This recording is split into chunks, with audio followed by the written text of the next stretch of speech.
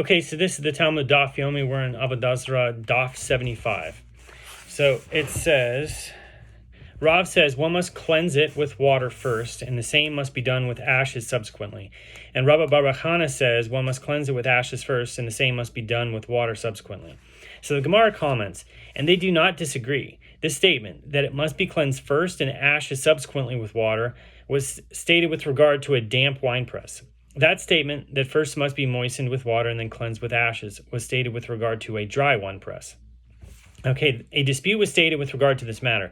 The sages of the school of Rav say in the name of Rav that the cleansing process consists of 2 stages for a damp winepress, namely ashes and water, and 3 stages for a dry winepress, namely water, ashes, and water. And Shmuel says that it consists of 3 stages for a damp winepress, namely ashes, water, and ashes, and 4 stages for a dry winepress, namely water, ashes, water, ashes.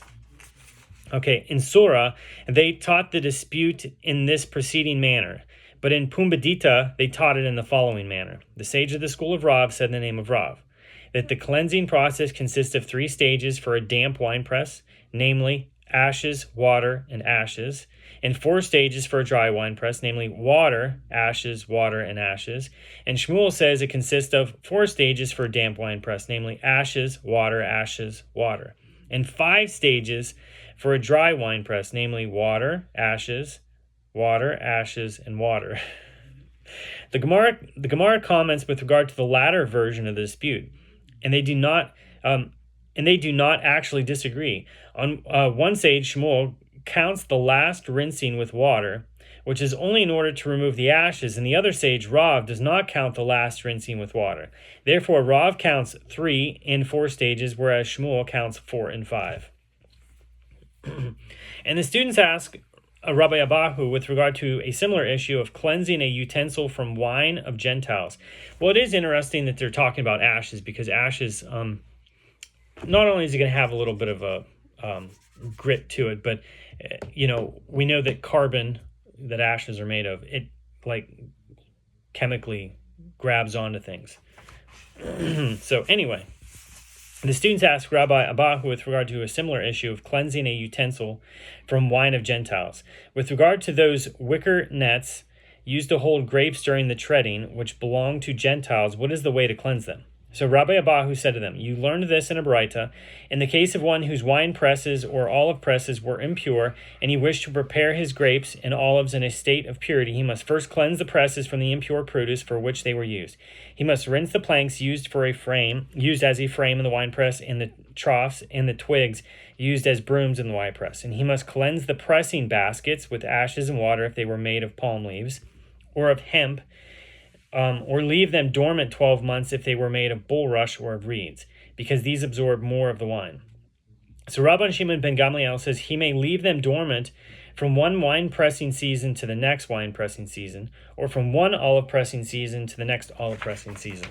So the Gemara interjects, isn't this opinion of Rabban Shimon ben Gamliel the same as that of the first Tana, as 12 months pass from one wine pressing season to the next? The Gemara responds, the difference between them is with regard to early ripening grapes and late ripening grapes. So Rabban Shimon ben Gamliel does not require a precise measure of 12 months as the lapse between ripening seasons, may be greater or less. So the Baraita continues, Rabbi Yoshi says, one who wishes to purify the wine press or olive press immediately without waiting a year can purge them by pouring boiling water over them or scald them in water used for cooking olives. So Rabban Shimon ben Gamliel says in the name of Rabbi Yoshi, he can place them under a pipe whose water flows constantly or in a spring with rapid waters. And for how long should he leave them there? He should leave them there for an interval of time, as the Gemara will explain. It's just like an interval, right? The Baraita adds, in the same way that the sages stated these cleansing instructions with regard to a wine press used for wine libation, so they stated these instructions with regard to matters of purity. The Gemara asks with regard to the last clause, isn't it the opposite? We are dealing in this Baraita with matters of purity, not with matter of wine used for libation. Rather, the Baraita should be amended. In the same way that the sages stated with regard to matters of purity, so they stated this with regard to libation wine. So the Gemara asks, how long is an interval of time? Rabbi Chia bar Abba says that Rabbi Yochanan says it is either an entire day or an entire night. So Rabbi Chana Sha'ina, and some say Rabbi Chana bar Sha'ina, says that Rabbi Bar Chana says that Rabbi Yochanan says it is half a day and half a night. So Rabbi Shmuel Bar Yitzchak says, and they do not disagree. This statement that it is either a day or a night is referring to the season of Nisan or Tishrei, that is the fall of the spring, when the day and the night are of equal length. And that statement that it is half a day and half a night is referring to the season of Tammuz or Tevet, that is the summer or winter, when they are not equal, and so 12 hours are measured by half the day and half the night.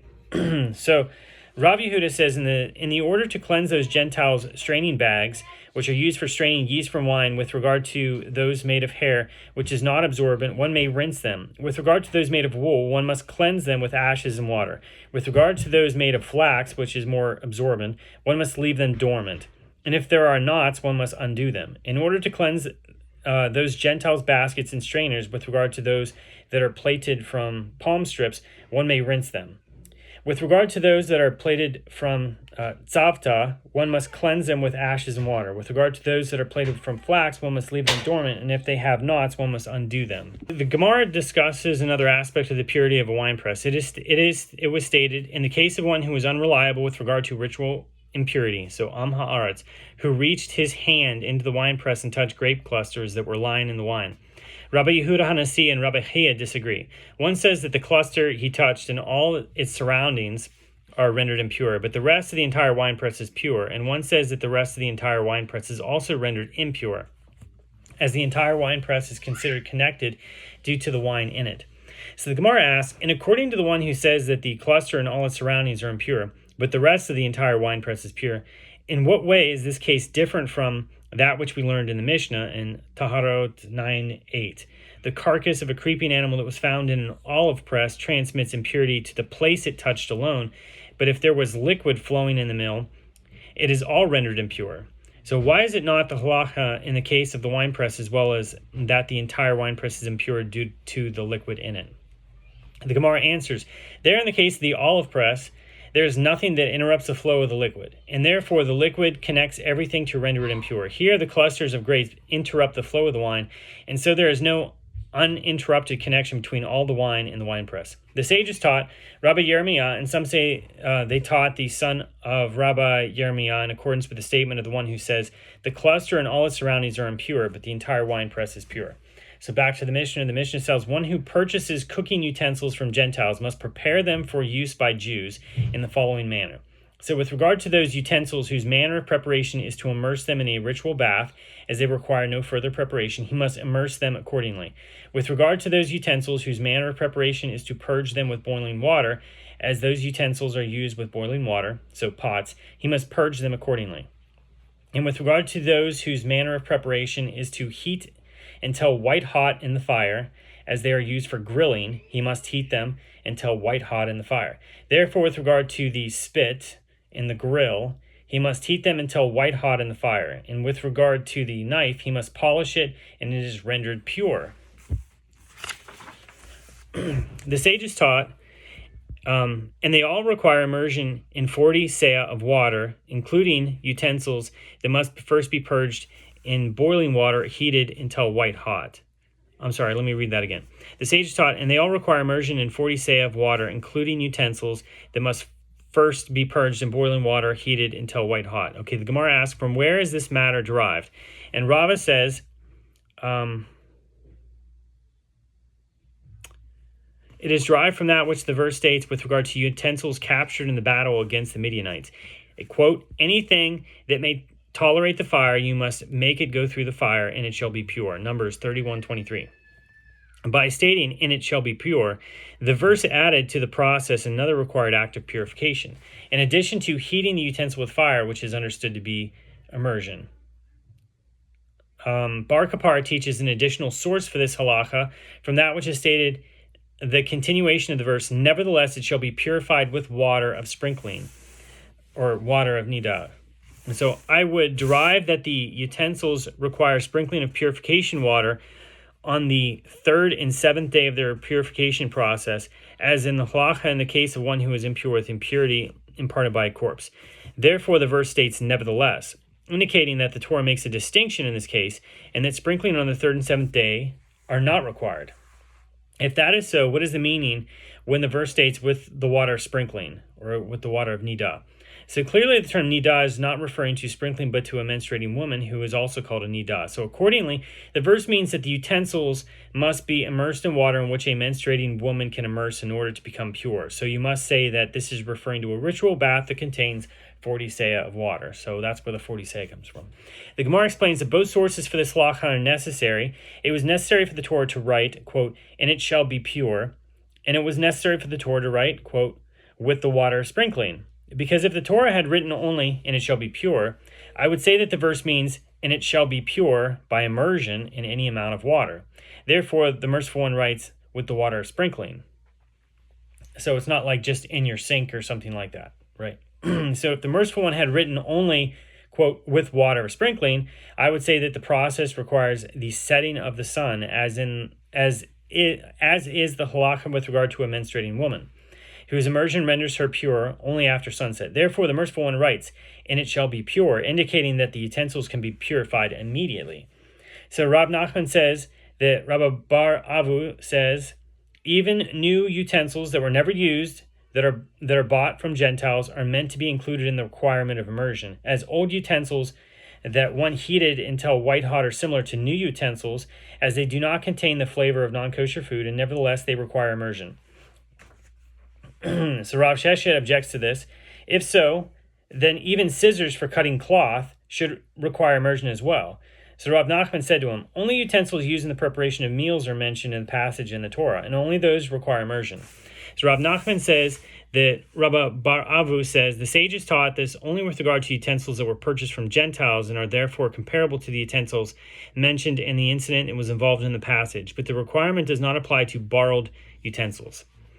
So Rav Yitzchak Bar Yosef bought a utensil of marda, a mixture of earth and dung, from a Gentile. I'm assuming like maybe a vessel. He thought he was required to immerse it. One of the sages, and Rabbi Yaakov was his name, said to him, this was explained to me personally by Rabbi Yochanan himself, that this requirement applies to metal utensils alone, as those are the utensils mentioned in the passage. Rav Ashi says, with regard to those glass utensils, since when broken they can be fixed, that is remade if one melts them down and fashions the material into new utensils. They are similar to metal utensils and also require immersion. With regard to lead-glazed earthenware utensils, Rav Acha and Ravina disagree. One says the halacha is in accordance with its initial state. Since it was initially an earthenware vessel, it does not require immersion. And one says the halacha is in accordance with its ultimate state. Since it is coated with metal, it requires immersion. So the Gemara concludes, and the halacha is in accordance with its ultimate state. Because I guess it would also be difficult to tell just with the naked eye or feeling and touch whether something was like a ceramic inside and metal coated. So the dilemma was raised before the sages. If a Jew is holding a Gentile's utensil as collateral, what is the halacha? Is he required to immerse it or not? So Mar Bar Rav Ashi said, a Gentile once gave my father a silver goblet as collateral. He immersed it and drank from it. But I do not know whether this was because he maintained that possessing a utensil as collateral is considered like a purchase, or because he saw that the Gentile's intention was to leave it with him, and therefore he considered it as his own. The sages taught, one who purchases utensils from the Gentiles must prepare them for use in the following manner. With regard to items that the Gentile did not use, one immerses them, and they are pure. With regard to items that the Gentile used, so that'd be like if you bought it at the store. Like today, the stores aren't Jewish stores; they're right, Walmart, whatever. With regard to items that the Gentile did not use, one immerses them, and they are pure. With regard to items that the Gentile used for cold food or drink, such as cups and jugs and flasks, one rinses them and immerses them, and they are pure. With regard to items that the Gentile used for hot food or drink, such as large pots and small kettles, and samovars, one purges them with boiling water and immerses them, and they are pure. With regard to items that the Gentile used with fire, such as spits, grills, one heats them until white hot and immerses them, and they are pure. And with regard to all utensils that one used before immersing, in purging and heating until white hot, it is taught in one baraita that the food prepared in them is forbidden, and it is taught in another baraita that the food prepared in them is permitted. So the Gemara explains, this contradiction is not difficult.